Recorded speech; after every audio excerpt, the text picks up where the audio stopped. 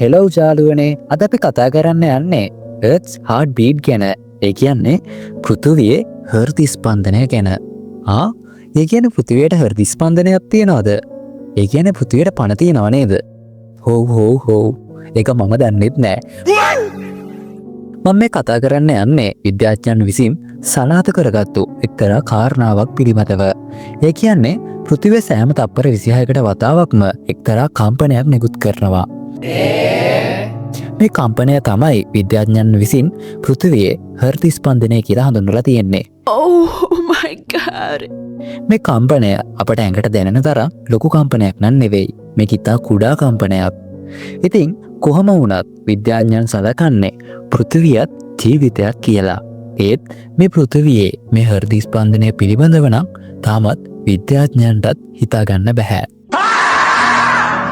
ඉතින් මේ වගේ අපි නොදන්න අභිරහස් ගොඩක් මේ ලෝකයේ තුල සැඟවිලා තියෙනවා.